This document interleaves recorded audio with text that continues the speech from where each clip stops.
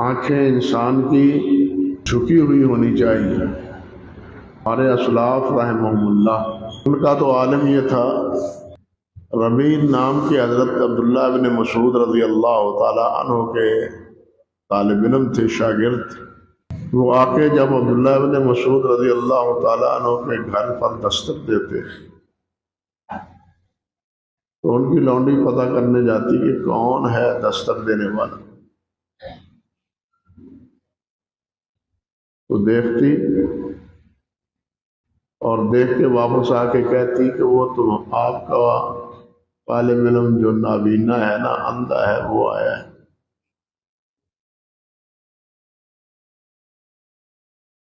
جو اندھا ہے، دیکھتا ہی نہیں ہے، وہ آیا ہے۔ یہ ہمارے قریبی دور میں 200 سال 250 سال پہلے حضرت سید احمد شہید رحمۃ اللہ علیہ اور حضرت مولانا اسماعیل شہید رحمۃ اللہ علیہ، ان کے رفقا اور ان کے ساتھی، ان کے احوال پڑھیں تو ان میں بھی یہی کیفیت، یا آپ کے سرحد کے علاقے میں، خیبر کے علاقے میں جب وہ کنویں پر پانی لینے جاتے تو ایک طرف ہو کے کھڑے ہو جاتے، اور جب خواتین پانی لے کے چلی جاتی تو پھر وہ کنویں سے پانی نکالتے، اور خواتین کا یہ اثر تاثر ہوتا تھا کہ شاید ان کو ہم نظر ہی نہیں آتی،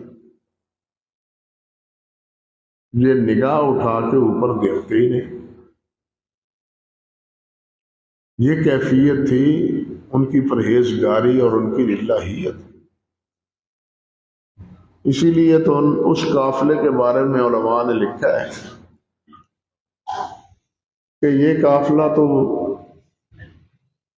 صحابہ کرام اور تابعین اعظام کے دور کا قافلہ تھا، جنہیں اللہ سبحانہ و تعالیٰ نے باقی رکھا تھا، اور یہ یہاں آ کے ان کا ساتھی اور ان کا ہمنوا بنا دیا۔ اتنے پرہیزگار، اتنے اطاعت گزار، اتنے ذاکر، اتنے صابر، اتنے شاکر کہ جنہیں حیطہ شمار میں لایا ہی نہیں جا سکتا۔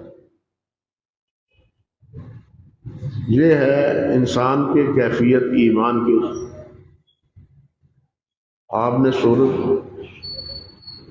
اس میں اعراف میں، سورت طہ میں، سورت شعراء میں، قصص میں حضرت موسیٰ علیہ السلام کا تذکرہ آپ نے پڑھا ہوگا، علماء سے سنا بھی ہوگا۔ اللہ اکبر! تو جب مدین پہنچے ہیں تو وہاں 2 بچیاں کھڑی علیحدہ اپنی بکری کو پانی پلانے کے لیے انتظار میں۔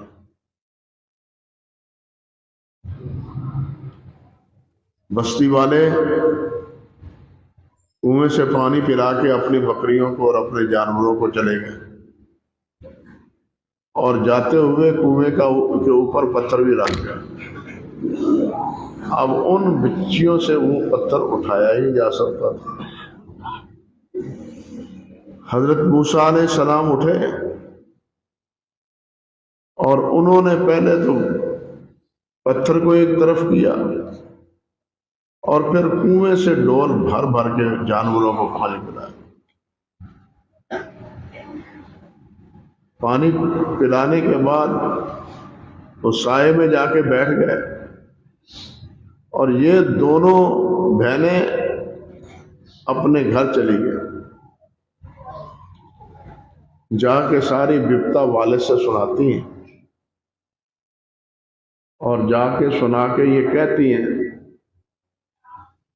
کہ ان کو ان کے اس عمل کا بدلہ ملنا چاہیے، اور وہ شخص ہے جو بڑا تنومند بھی ہے اور امین بھی ہے۔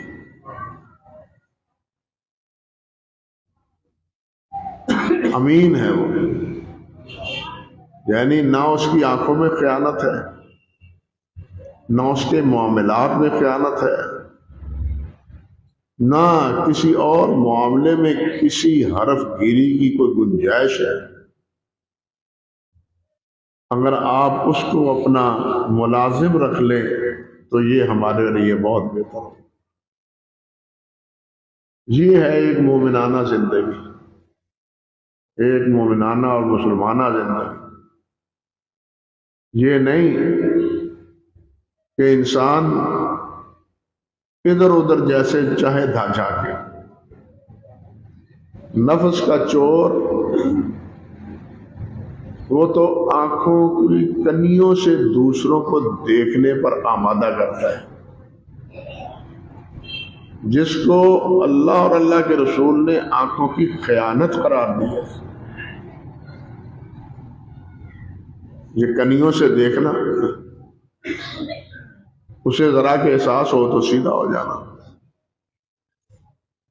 اس کو خیانت العین کہا ہے اللہ تعالیٰ کہ یہ آنکھوں کی خیانت ہے۔ مومن تو کسی معاملے میں خائن نہیں ہوتا،